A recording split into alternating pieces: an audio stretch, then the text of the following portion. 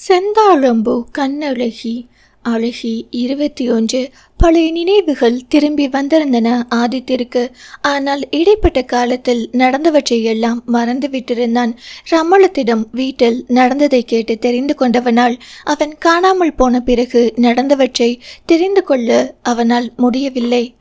தன்னை சித்திரவதை செய்திருக்கின்றனர் என்று அறிந்து கொண்டவனோ மேலும் நிரஞ்சனியை ஒதுக்கி வைத்து விட்டான். இறுகிய மனதுடன் இருந்தாலும் அதனை வெளிக்காட்டாமல் படப்பிடிப்பிற்கு கிளம்பியிருந்தான். அவனின் உயிர் அங்கே இருப்பது அறியாமல். மதுரா கொல்லைப்புறத்தில் கத்திரிக்காய் செடிகளுக்கு தண்ணீர் விட்டு கொண்டிருந்தாள். பொறவு புருஷனை விட்டுட்டு இங்கன இந்த சோடித்தான் பாக்குதியா என்ற ரணதீரனின் குரலில் திடுக்கிட்டு திரும்பியவள் குடத்தை கீழே போட்டு விட்டாள். நான் பூதமா பேயாடி இப்படி அஞ்சி பாக்குதவ என்னும் போதை தன்னை மறந்து பாண்டியரே என அவனை நெருங்கி அணைத்து கொண்டாள். அவளது அணைப்பில் திடுக்கிட்டாலும் மனம் நெகிழ அவளை அணைத்திருந்தான். அவளது விசும்பலில் உடல் அதிர சரிதா அதே வந்துட்டேன்ல எனத்துக்கு பழுக என்று அவளது முதுகை வருடிவிட அவனிடமிருந்து பட்டென்று விலகி நின்றாள். இங்க எதுக்கு வந்தீக என்று கோபத்துடன் கேட்க, அதான் சொன்னேனே பொண்டாட்டிய பார்க்க வந்தேம்னு என்று ரசனையுடன் அவளை பார்த்தபடி சொல்ல, ஆவாத பேச்சு பேசாதீக இங்க இருந்து கிளம்பியா என்றால் கடுமையாக. ஓ தாராளமா போறேன், நீயோ வா போறேன் என்று அழுத்தமாக நின்று கொண்டான். நான் என்னத்துக்கு வரணும் என்றால் முறைப்பாக. தண்ணி லாரியில் அடிபட்டது எனக்குடி, நீயே என்னவோ பழச மறந்து போனாப்புல பேசுத. உனக்கும் எனக்கும் தான் கல்யாணம் பேசினது அந்த நினைப்பு இருக்கா உனக்கு என்று மூக்கை விடைத்து கொண்டு கேட்க, நான் இங்கேனத்தான் இருப்பேன், நீ என்னை மறந்துட்டு வேற பிள்ளைய பார்த்து கேட்டிக்க, நான் உன் குடும்பத்துக்கு ஆக மாட்டேன் என்றால் உள்ளடங்கி விட்ட குரலில்.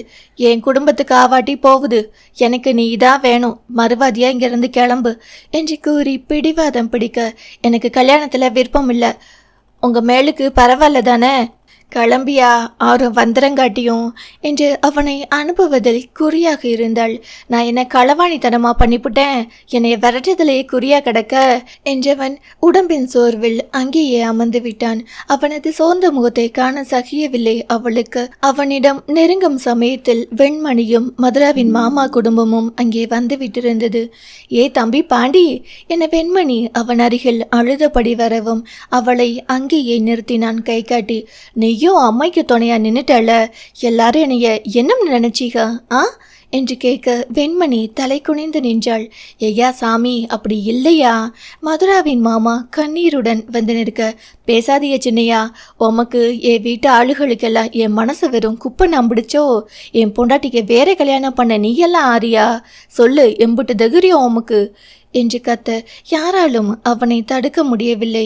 இந்தாருடா நீ என்ன தாலி கட்டின மாதிரி குதிக்கிற, என் பொண்டாட்டி ஏன் பொண்டாட்டின்னு கூச்சல் போடுற அவளுக்கும் எனக்கும் தான் கல்யாணம், சும்மா பிரச்சனை பண்ண அவ்வளவுதான் என்று மதுராவின் மூத்த தாய்மாமன் மகன் வந்து நின்றான். நீ தானே அந்த மாப்பிள்ள என்ன நக்களுடன் வினவ அவனோ ஆமாம் என்றான் திமிராக. ஏ ராங்கி நிழல தொட்டுடு பார்க்கலாம், அந்த மேனிக்கு நான் போயிடுதேன் என்று சொல்ல அவனோ வேகமாக மதுராவை நெருங்கியிருந்தான். சட்டென கூரையில் சொருகியிருந்த கதிர் அறிவாளை எடுத்தவன் மதுராவின் மாமன் மகன் கழுத்தில் வைத்திருந்தான். ஐயா பாண்டி கத்தியெல்லாம் காட்டிக்கிட்டு என்னையா சொல்லி பார்க்குத? பெண்மணி பதறி போனாள். நீயே பேசாதக்கா, யோ மாப்பிள்ள போ அவ பக்கத்துல பாப்போம், நீயா நானானு என்றான் மிரட்டலாக. இதென்ன விளையாட்டு, அரிவாளை கீழே போடியா என்று மதுரா மிரட்ட அரிவாளை தூக்கி தூர வீசினான். அடுத்த நொடியே மதுரா இந்த புள்ள என்று மாமன் மகன் அழைக்க, ஒஞ்சங்க அறுத்தப்படு வேண்டா என்று அவனிடத்தில் தீரன் பாய பிரசாந்தின் பிடிக்கத்தான் அடங்கி நின்றான் தீரன். நான் சொன்னேன் இல்ல மச்சான், என் பேரை சொன்னா கூட அவர் உன் உசுர உருவிட்டு விட்டுவாருன்னு கண்டுக்கிட்டியலா, தயவு செஞ்சு போம்யா, என் ஜீவனை வாங்காத என்று மதுரா திட்டிவிட்டு தீரனின் புறம் திரும்பினாள். இவகிட்ட பேசணுமாமா என தன் மாமனிடம் அனுமதி கேட்க அவரும் போய் பேசுதா என்றவர் தன் மனைவியை சமையல் செய்யும்படி அனுப்பி வைத்தார்.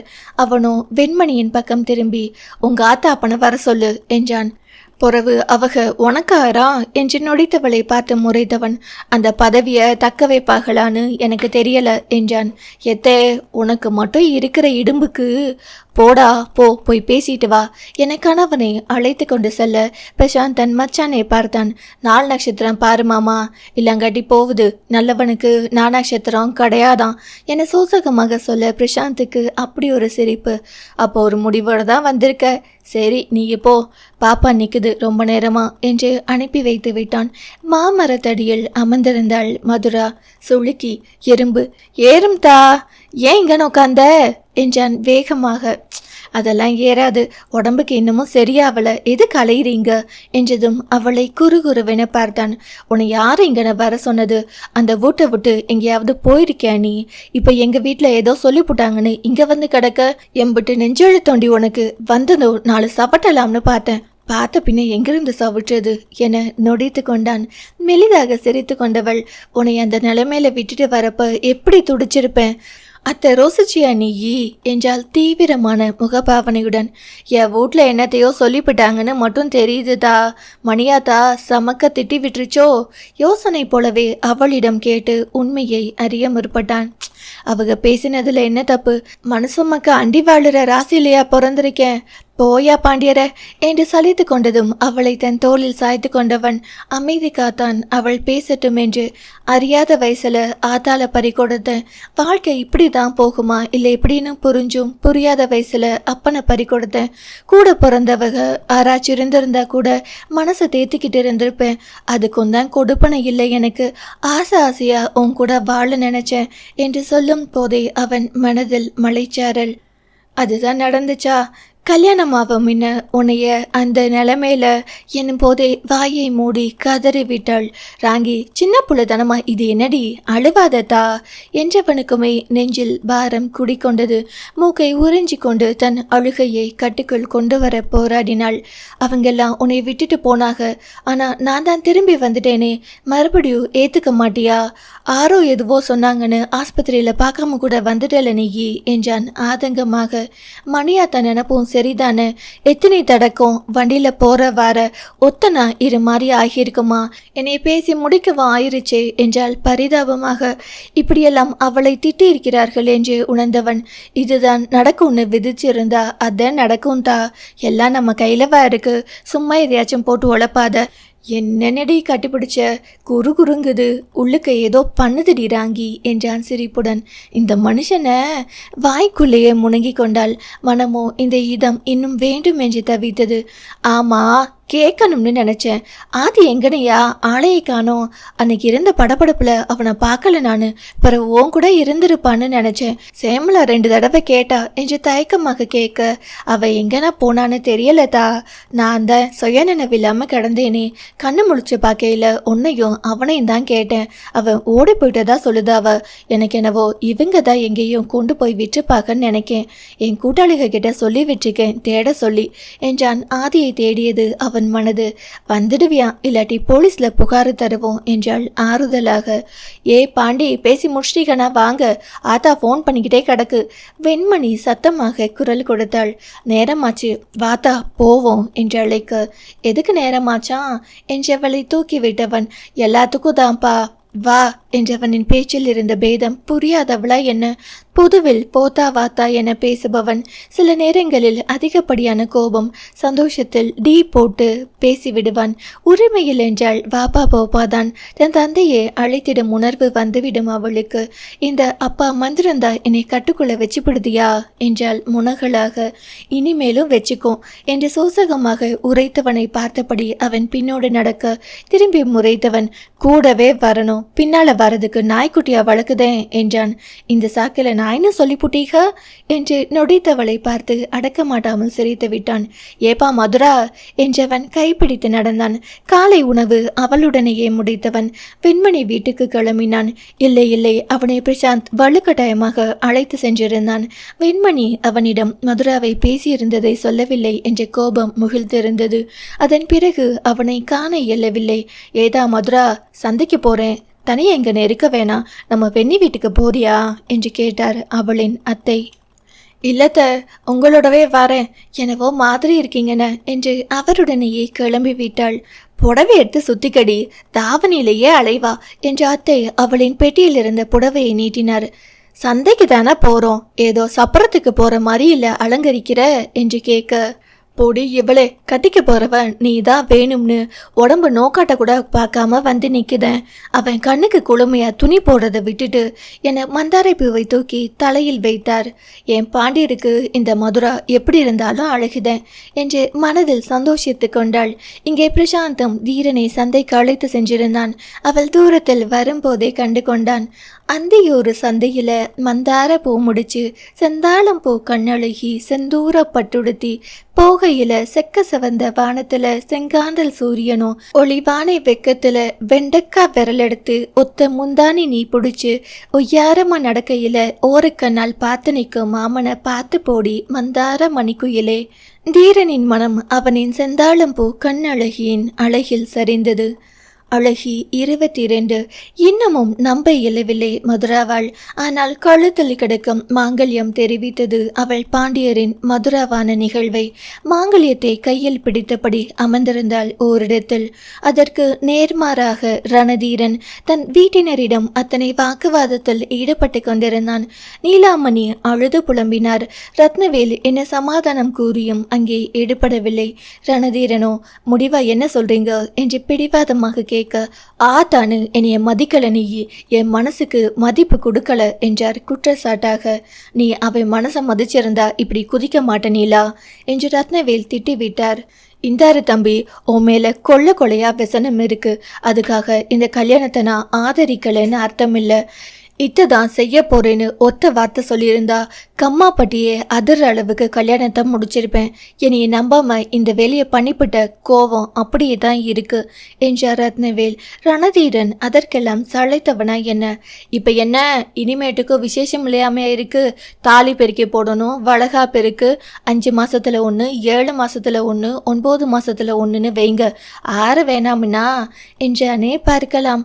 ஆத்தி, இந்த மனுஷனுக்கு இருக்க வாய்க்கு என்று அவனை ஆவென பார்த்திருந்தாள் மதுரா. யாரும் அறியாமல் அவளை பார்த்து கண் செமிட்டினான். எத்தே, ஒரு முடிவோடு தான் இருக்காரு போல என முணங்கி கொண்டு திரும்பி விட்டாள். இப்ப என்னத்த, நான் தான் முன்ன நின்று கெட்டி வச்சேன், நான் செஞ்சது குத்தம்னு சொல்ல வரீங்களா?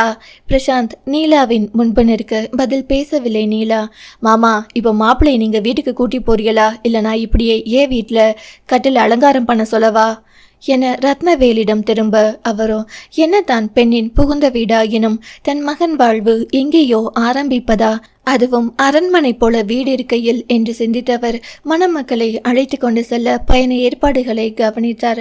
ஆரும் ஒத்த வார்த்தை பேசக்கூடாது, என் மவன் கல்யாணத்தை நான் ஏத்துக்கிட்டேன் என்றார் ரத்னவேல். வீரபாண்டியன் வழக்கம் போல வாயை மூடிக்கொண்டான். நீலாமணி பொடு பொடுவென்றிருந்தார். மனதிலோ பயம் விரவி இருந்தது. அவருக்கும் மதுராவை பிடித்ததுதான். ஆனால் அந்த பிடித்த மகனின் வாழ்விற்குள் கொண்டு வரும் அளவிற்கு அல்ல. யாரும் இல்லாவிட்டாலும் திறமையான பெண் பிழைத்துக் கொள்வாள், தன் மகனை எல்லளவும் வசதி குன்றாமல் பார்த்து கொள்வாள் என்ற நம்பிக்கை இருந்தது. ஆனால் அசம்பாவிதம் நடந்த பிறகு தீரன் மதுரா திருமணத்தை நடத்தும் துணிவு இல்லை அவருக்கு. தன் மகன் என்ற வருகையில் அவருக்கு மற்றதெல்லாம் மறந்து விட்டிருந்தது. இதில் தாரா வேறு நாசுக்காக மதுராவை ராசி இல்லாதவள், இப்போதே இப்படி இனி எப்படியோ என்றெல்லாம் பேசியிருக்க அவருக்கு ஒருவேளை தவறாக எதுவும் நடந்துவிட்டால் என்ன செய்வது என்று யோசிக்க துவங்கிவிட்டார். அதன் விளைவாகவே தீரனை மருத்துவமனையில் கவனித்துக் கொண்டிருந்த மதுராவிடம் பேசி விலகும்படி கூற மதுராவிற்குமே சுருக்கென்று பட தீரன் நன்றாக இருந்தால் போதும் என்று விலகி வந்துவிட்டாள். தீரன் எப்படியும் தன்னை தேடி வருவான், அவனிடம் சண்டையிட்டாவது விலகிவிடலாம் என்று நினைக்க மட்டும்தான் முடிந்தது அவளால். அவனை பார்த்ததும் தான் சகலமும் மறந்துவிட்டதே. ஏதா மருமவளே, இங்க நான் ஆறுகிட்டையும் சொல்லிட்டு வரணும்னா சொல்லிட்டு வெள்ள வடக்குன்னு கிளம்பு என்றதும் மதுரா எழுந்து கொண்டாள். மதுராவின் அத்தை வீட்டினர் அவளை மகிழ்ச்சியுடனேயே அனுப்பி வைத்தனர். வழி அனுப்பும் போது பெற்றோரின் நினைவு வந்து வதைத்தது அவளுக்கு. சீரும் சிறப்புமாக எப்படி அனுப்பியிருப்பார் தந்தை என தோன்றாமல் இல்லை. வேன் ஏற்பாடு செய்திருந்தனர். ஜன்னலோரத்தில் அமர்ந்திருந்தவளுக்கு உள்ளமெல்லாம் ஒருவித பூரிப்பு.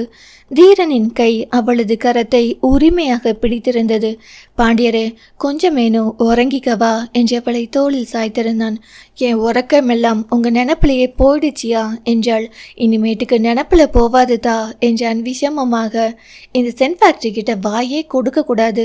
மனதில் உறுதி எடுத்தவள் உறங்கி போனாள். அடுத்த நிமிடம், எப்பா இடம் வந்துரும், எந்திரி, காப்பி தண்ணி குடிச்சுக்குவ என்று எழுப்பியவன் தயாராக தேநீரை வைத்திருந்தான். தாராவோ கடுகடுத்து கொண்டிருந்தாள். என்ன தாங்குறான் அப்பப்பா என்று எரிச்சலானாள்.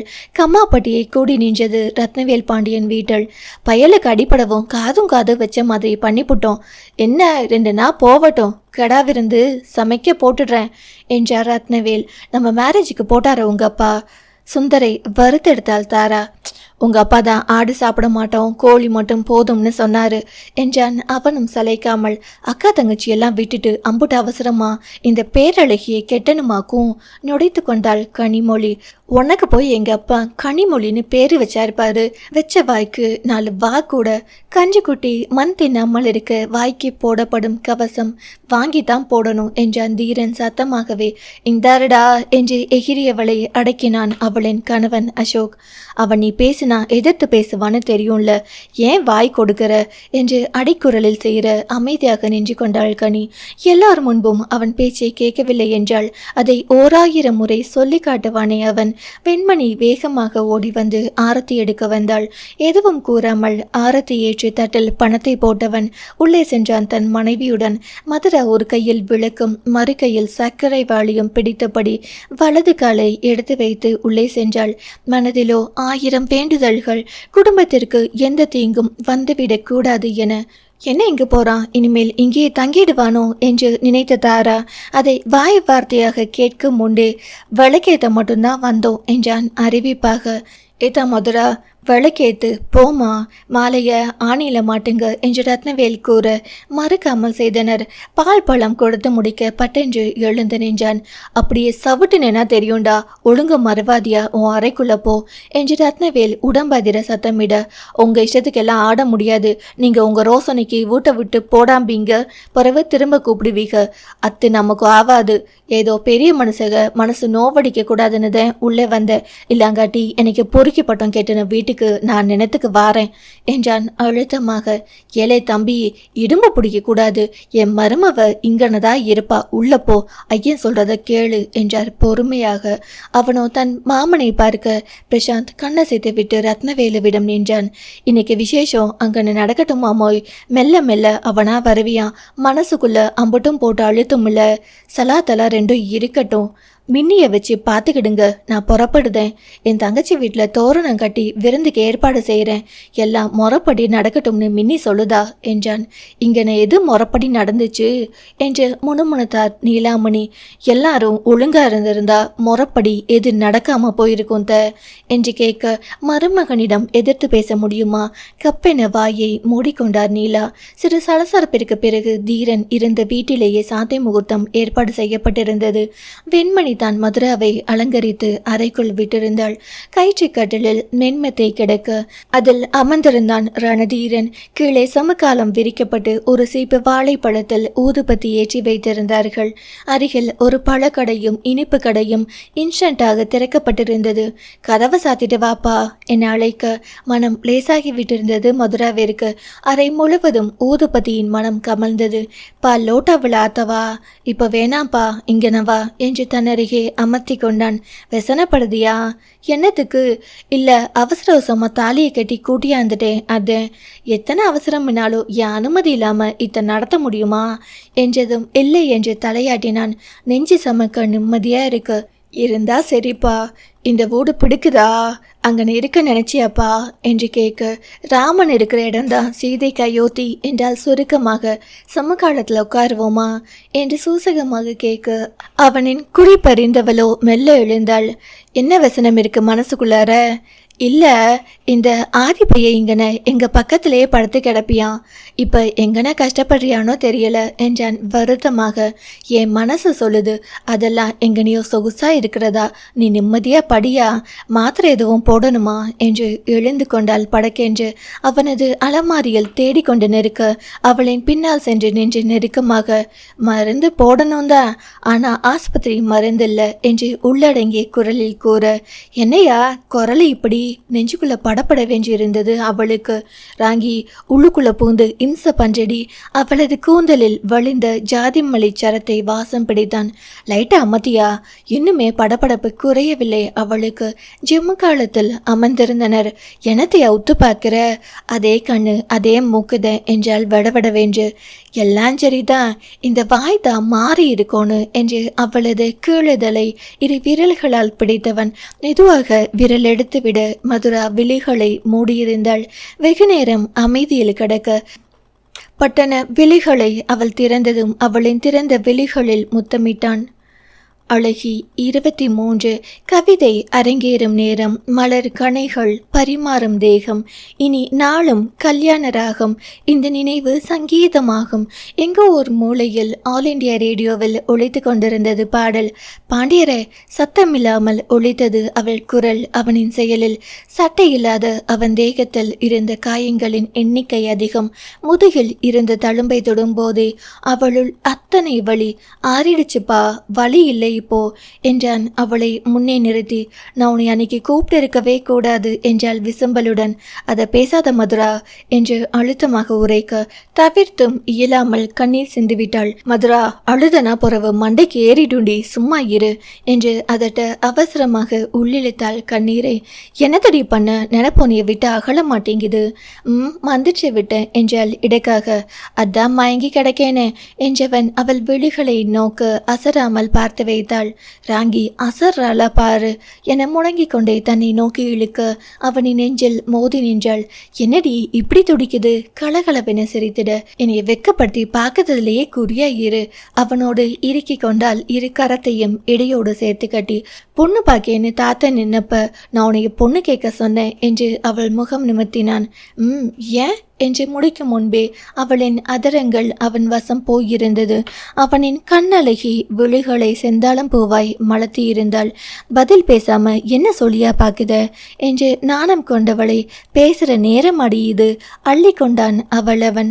எங்கோ ஒழித்து கொண்டிருந்த மெல்லிசை அவனின் அறையிலும் ஒழிக்க அவனின் மதுராவை அழகாய் மீட்டினான் ரணதீர பாண்டியன்.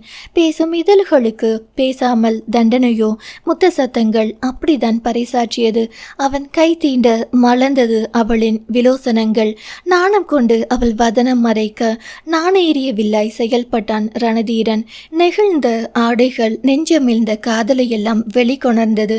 பேராளியில் உருவாகிய பேரலையாய் பெண்ணுக்குள் ஒரு பேராண்மை, ஆணுக்குள் ஒரு பெண்மென்மை தோன்றிய ஆதர்ஷ தருணம் இதுவோ என்று நீ காண வந்து விட்டான் செந்தனல் மேனியன். மதுராவின் கைவளைவில் உறங்கியிருந்தான் தீரன். என்னடி மதுரா, இப்படி உறங்கி இருக்க? விடியலே வந்துருச்சு, நேரம் எந்திரிக்க வேணாமா? பார்க்கதவுக என்ன நினைப்பாக? தன்னையை திட்டிக் கொண்டு எழ முற்பட, சத்த நேரம் உறங்கேம்டி கிணி கிணி குரலில் கண்களை மூடிக்கொண்டே கூறினான். வெயிலே பல்லிழிச்சதுக்கு பறவு போவோமா? நாளை மணியாதா கிட்ட வசவு வாங்க வச்சிருவீக பாண்டியரே என்று சிரித்து கொண்டால் மல்லாந்து பழத்தை தன் மீது போட்டுக்கொண்டவன். கண்ட கெனா எல்லாம் நெசமாதிடி ராங்கி. மணியாத்தா மருமவளே ராவெல்லாம் மாமான்னு சினுங்கி போட்டு இப்ப பாண்டியரேவா உன்னை என்ன செய்ய நானு என்று அவளை விடாமல் பிடித்து கொண்டான். முகம் செங்காந்தலாக சிவந்து போனது அவளுக்கு. உமக்கு கோட்டிதாயா?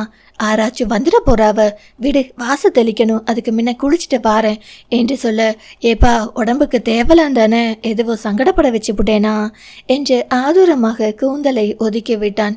இல்லை, ஆனா இப்பதான் என்ன ஒன்று வருது, விடியா என்றாலும் அவன் கைவளைவில் இருந்து விலகாமல் தான் இருந்தாள்.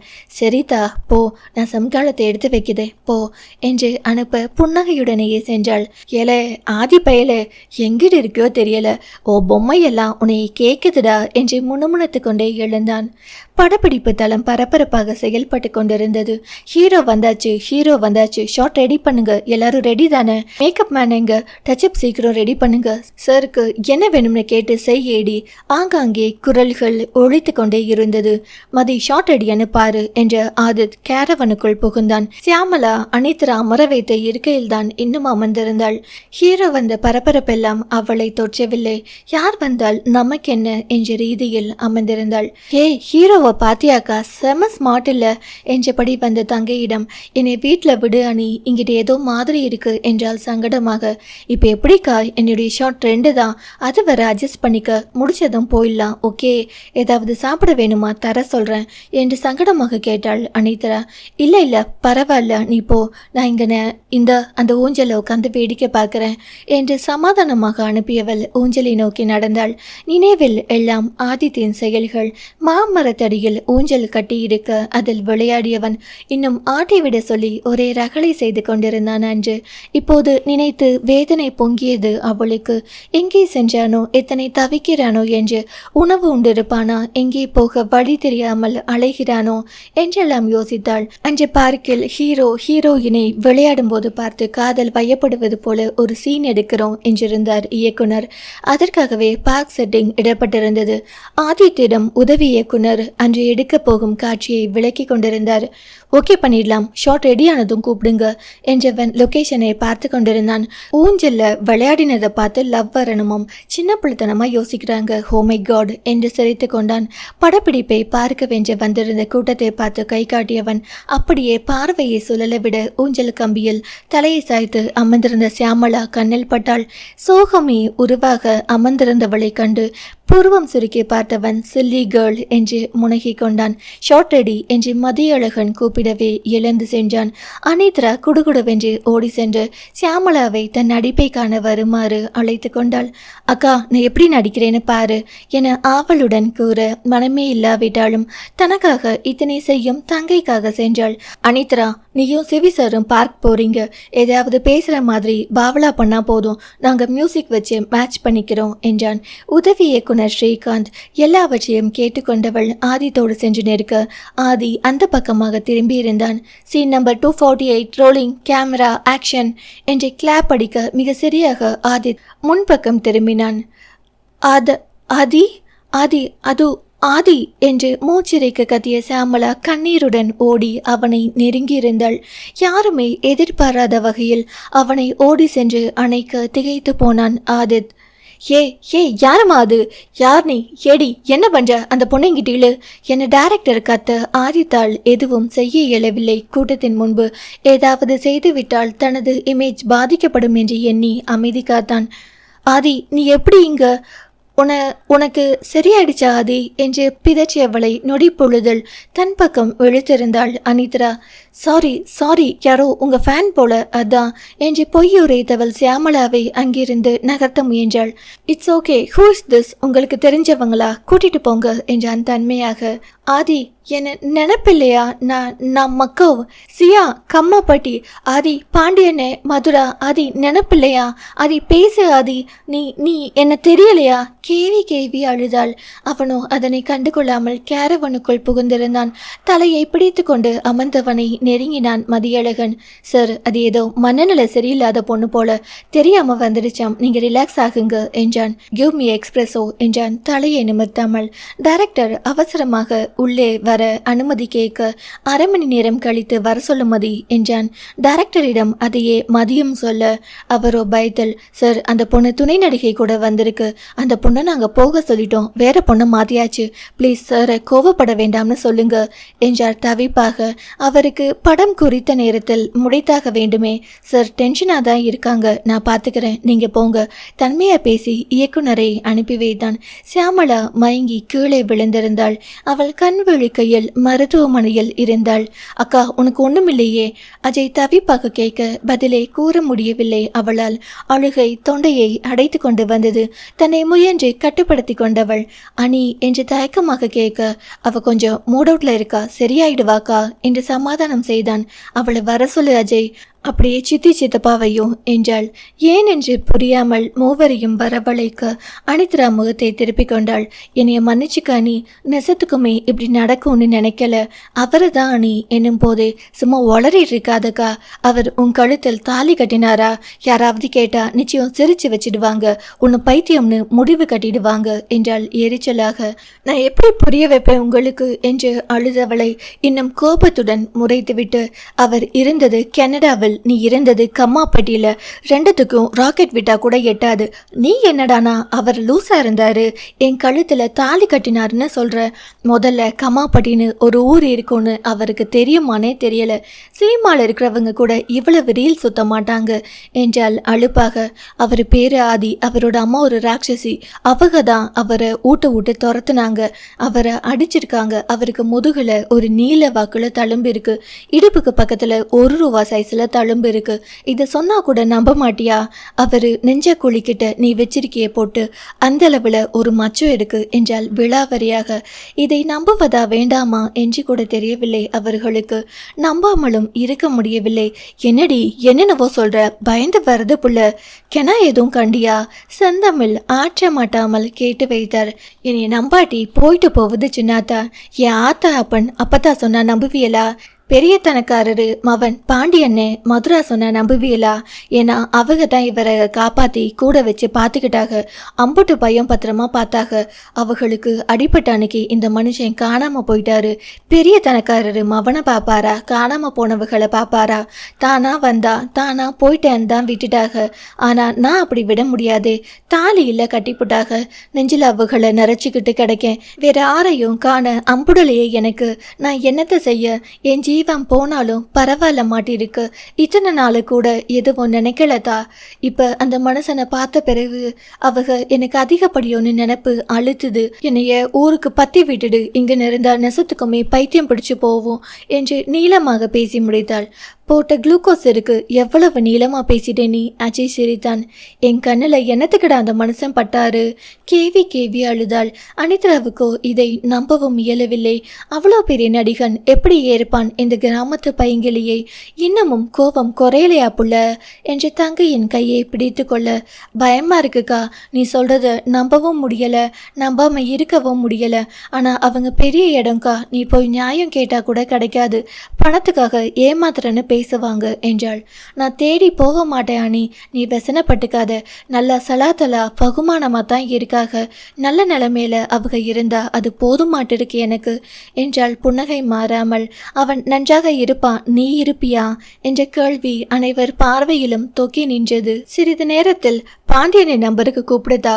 பாவம், இவரை காங்கலன்னு நினைச்சுக்கிட்டே கிடப்பாக என்றால் கண்களை துடைத்து கொண்டு, சொல்லிடலாம் நீ தூங்கு என்று வெளியே வர பத்திரிகையாளர்கள் கூட்டம் மருத்துவமனையில் நிரம்பியது.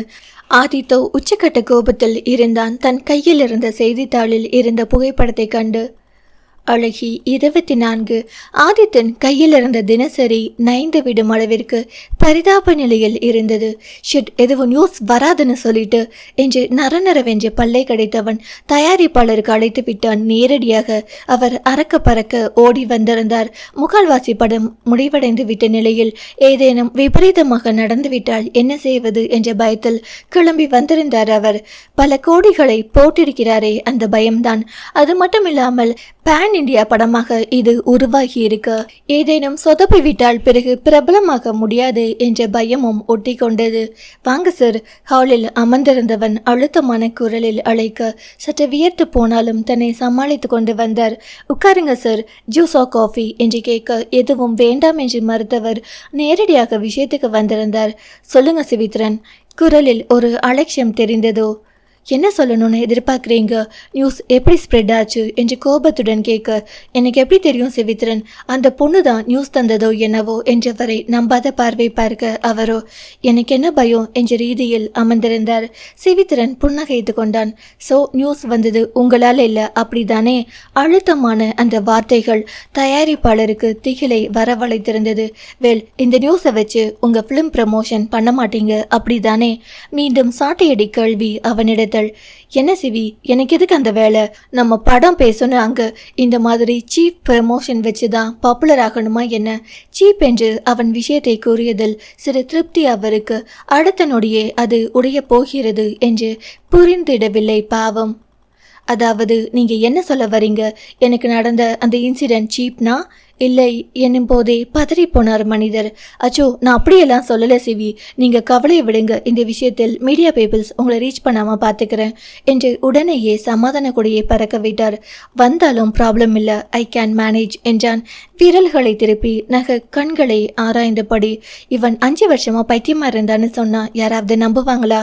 எப்படி பேசுறான் பாரு நிரு என்றார் சுதர்ஷன் காந்தலாக. சும்மா இருங்க, அவன் எப்படா நம்ம மேல பாய்வான்னு பயந்துட்டு இருக்கேனா? நீங்க வேற. ஏன் நம்ம மேல என்ன மிஸ்டேக் என்றார் அவர். என்ன மிஸ்டேக்கா?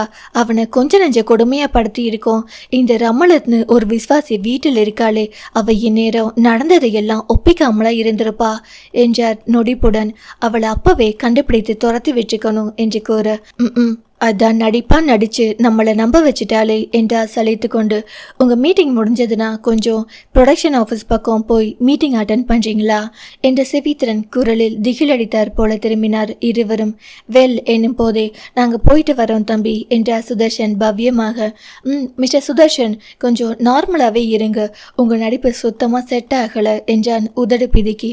நடிப்பா வியப்பாக கேட்டவரை நம்பாமல் பார்த்துவிட்டு, ஒரு ஆக்ட்ரஸோட ஹஸ்பண்டாக இருந்துட்டு நடிப்பான்னு ஆச்சரியமா கேட்குறீங்க, இதில் தெரியலையா உங்க ஆக்டிங் என்றவன். மதி என்று சத்தமிட மதியழகன் ஒரு பேப்பரோடு வந்தான். நீங்க மீட்டிங்கில் பேச வேண்டிய விஷயம் இதில் இருக்கு, சரியா பேசிடுங்க என்று கொடுத்தான் மதியழகன். பட் சிவி, இது நம்ம ரூல்ஸ் அண்ட் ரெகுலேஷனுக்கு செட் ஆகாது என்றார். அது உங்கள் ரூல்ஸ் அண்ட் ரெகுலேஷனுக்கு, எனக்கு இல்லை, டூ வாட் ஐ சே என்று கூற அத்துடன் முடிந்தது பேச்சுவார்த்தை. மதி கிளம்பலாம் என்றது மதியழகன். சார் என்று தயங்கி அழைக்க, வாட்மேன், நேற்று பார்த்த பொண்ணு? ஆம் பொண்ணு. நெற்றியில் சுருக்கம் விழுந்தது அவன் யோசிப்பதற்கு அடையாளமாக. அவங்க ஹாஸ்பிட்டலில் அட்மிட் ஆகியிருந்தாங்க. மீடியா எப்படி அவங்கள ரீச் ஆனாங்கன்னு தெரியல. ஸோ அவங்க மீடியா கிட்ட சாரை பார்த்ததும் எக்ஸைட் ஆகிட்டேன், மற்றபடி வேறு எதுவும் இல்லைன்னு சொல்லியிருக்காங்க என்று கூற சியாமலாவை நினைவு கூர்ந்தான். அவள் தோற்றத்திலேயே தெரிந்தது கிராமத்து பெண் என்பது. ஒருவேளை சினிமா வாய்ப்பு வேண்டும் என்பதற்காக இப்படி நடந்து கொண்டாளா என்று கூட யோசித்தான். சார், சொல்லுமதி.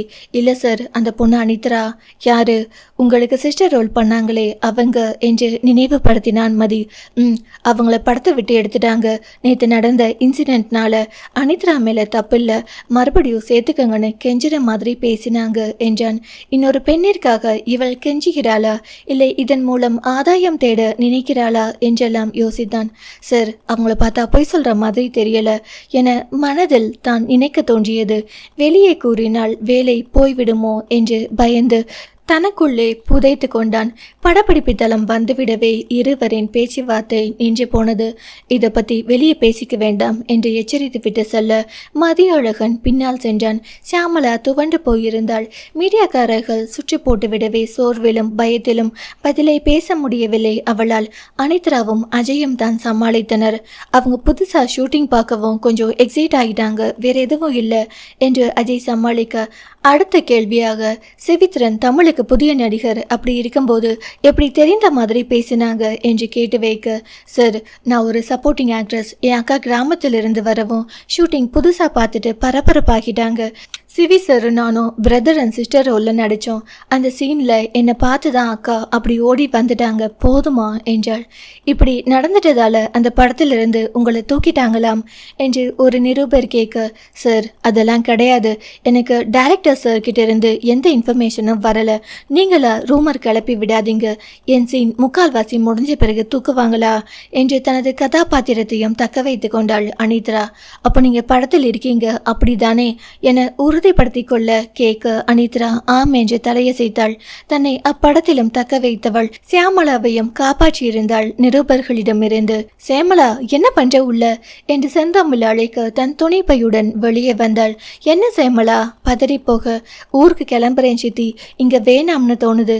என்னால் உங்களுக்கு ஏதாச்சும் சங்கடம், அவர் எங்கேயாச்சும் இருப்பாருன்னு நினச்சேன். ஆனால் இந்த உசரத்தில் இருப்பாருன்னு நினைக்கல.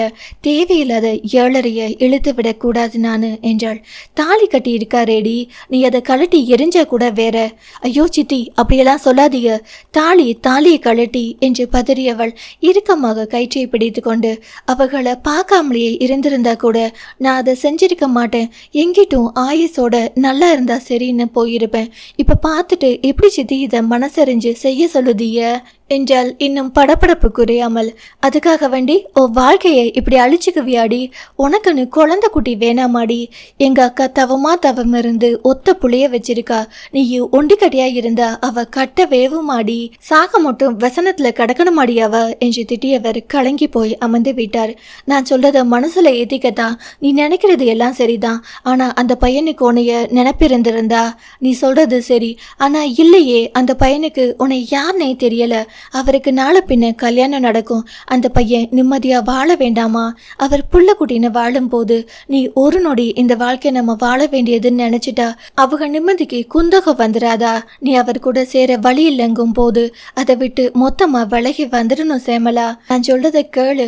தாலிய மனசார அந்த பையன் நல்லா இருக்கணும்னு வேண்டி ஏதாச்சும் கோவில் உண்டியல போட்டு அதுக்கு பிறகு கொஞ்ச நாள் எதையும் யோசிக்காம இரு. உனக்கு பிடிச்ச மாதிரி வாழு. பிறகு நாங்க பார்க்காத பையனை கல்யாணம் பண்ணிக்கிட்டு நிம்மதியா இரு, அவ்வளவுதான் என்றார் பெருமூச்சுடன். சேமலா, சித்தி சொல்றது உன் நல்லதுக்கு மட்டும் இல்லடா, அந்த தம்பியோட நல்லதுக்கும் தான். இப்ப தாலி கட்டிட்டோம்னு உன்னை ஏத்துக்கிட்டாலும் ஒரு நிமிஷம் வசதி, வாய்ப்பு, அழகு, திறமை இதுல ஏதாவது ஒன்று கம்பேர் பண்ணி பார்த்துட்டா வாழ்க்கை நரகம் ஆயிடும். காதல் இதையெல்லாம் பார்க்காதுன்னு சொன்னாலும் கல்யாணம் இதையெல்லாம் கண்டிப்பா பார்க்கும். அதுவும் இல்லாம அந்த பையன் நடிப்பு துறையில் இருக்காரு. நிறைய பொண்ணுங்க கூட நடிக்க வேண்டி வரும். அங்க நல்லதும் உண்டு, கெட்டதும் உண்டு. புரிஞ்சுப்பன்னு நினைக்கிறேன் என்று அவளது சித்தப்பா அறிவுரை கூற சியாமளா அமைதியாக இருந்தாள். அதே சமயத்தில் மதுரா ரணதீரனிடம் சியாமளாவின் அம்மா மங்களம் ஆதி தாலி கட்டிய விஷயத்தை கூறிக்கொண்டிருக்க திகைத்து அமர்ந்திருந்தனர் இருவரும். அழகி 25. ரணதீரன் வெளிரிய முகத்துடன் அமர்ந்திருந்தான். சியாமளாவின் தந்தை கூறிய விஷயம் அவனை நிலைக்குலைய வைத்திருந்தது. என்ன மாமா, என்னென்னமோ நடந்திருக்கு, ஒத்த வார்த்தை சொல்லாம விட்டுட்டீங்க. எல்லாம் என்னால மாமா? அப்பவே நான் சூதானமா இருந்திருக்கணும் என தன் மேல் குற்றம் சொல்ல, என்னையா நீயே உன்கிட்ட விஷயத்த சொல்லி அடுத்து அப்படி என்ன செய்யலாம்னு கேட்கதா வந்தேன். இந்த புள்ள தாலியை கழட்ட மாட்டேங்கிறா என்னும் போதே மதுரா பதறிவிட்டாள். என்ன சென்னையா அவசகுணமா பேசிக்கிட்டு, உமக்கு தெரியாதது ஒண்ணுமில்லையே என்றாள். புரியுதுதா, ஆனா என் மவளுக்கும் வாழ்க்கை இருக்குதுல்ல. அந்த பையன் பெரிய ஆளாம், ஏதோ நடிகராம்யா.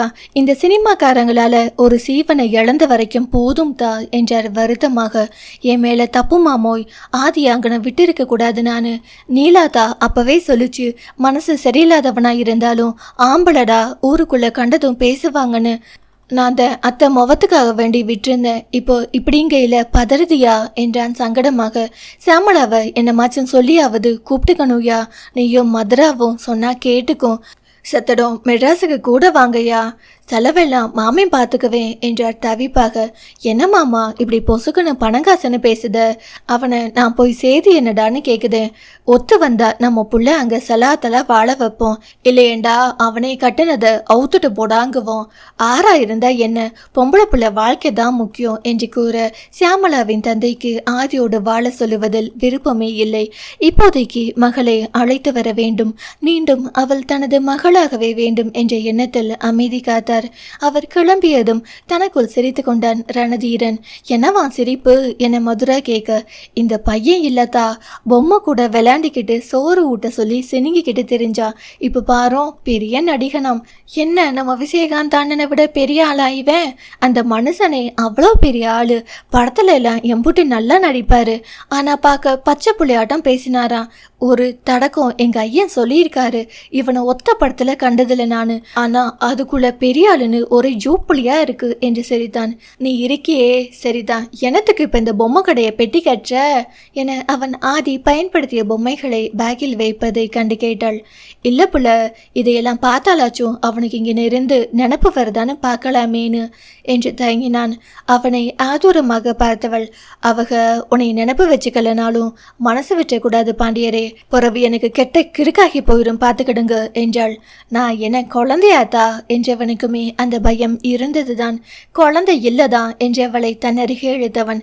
ராங்கி லந்தா பண்ற நான் குமரன்னு தெரிஞ்சதாக்கும் என்ன சிரிக்க அவளோ அச்சோ மணியாதா என்று தப்பியோட இவன் துரத்த என்று பின்பக்கம் வந்துவிட மிக சரியாக அவளை இழுத்து பிடித்து பின்னிருந்து அணைத்து விட்டான். யோ பாண்டியரே விடியா, யாராச்சும் பார்த்துட்டு போறாக என்றவளுக்குமே விலகும் மனமில்லை. பார்க்கட்டும், நான் என் பொண்டாட்டியை கெட்டி பிடிக்கிறேன், யாரு பார்த்தா எனக்கு என்ன என்றான் சற்று சீண்டலாக. அது சரி, ஊரு மொழியில விழவா போயா என்று நொடித்தவளை விலகி உள்ள போத்தா வாரம் என்றான் மீசை கடியில் புன்னகையை மறைத்து. அவனின் அடிப்பார்வை மனதை ஏதோ செய்ய உடலோ மயில் கூசெறிந்து கொண்டிருந்தது. அவனில் கலந்து அவனுள் புதைந்து தோழியின் கவலையை தற்காலிகமாக மறந்தாள். எல்லாம் சரி பண்ண வேண்டி நானு, உன் கூட்டாளி கவலையை மட்டும் விட்டுருவேனா என்று நினைத்தபடி அவளை உறங்க விட்டுவிட்டு தன் வேலையை கவனித்தான். சுந்தர் மாடியில் நின்று கொண்டிருந்தவன் இவர்களின் நெருக்கத்தை பார்த்துவிட்டு கீழே வந்து விட்டான். தாரா அப்போதுதான் தனது தலையலங்காரம் முக அலங்காரத்தை எல்லாம் முடித்து விட்டிருந்தாள். அவளை பின்னால் இருந்து அணைத்தவன். பேப் எங்கே கிளம்பிட்ட என்றபடி அவளின் கூந்தல் வாசம் பிடிக்க பட்டன அவனை விலக்கிவிட்டாள். Do you have any sense Sundar?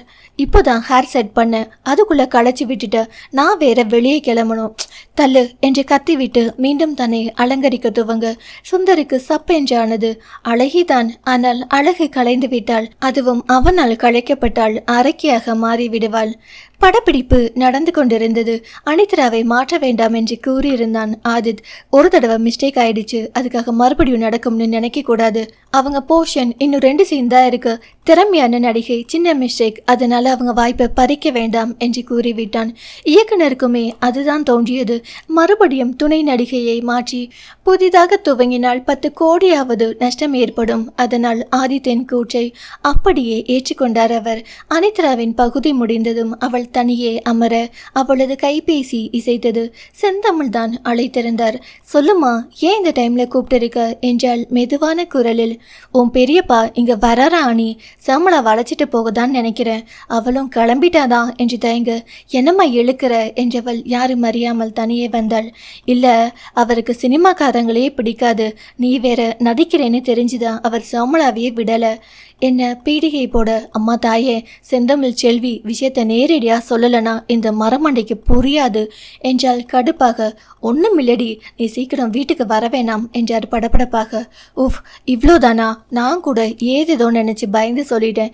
சரி, நான் வரல விடு என்று இணைப்பை துண்டித்தாள். சபா, இந்த பெரியப்பாவோட ஒரு நடிகை ஏமாத்தினான்றதுக்காக மொத்தமா சினிமாக்காரங்களையே வெறுக்கிறது என்ன டிசைனோ? பெரியப்பாவுக்கு சினிமா ஆட்களையே பிடிக்காது.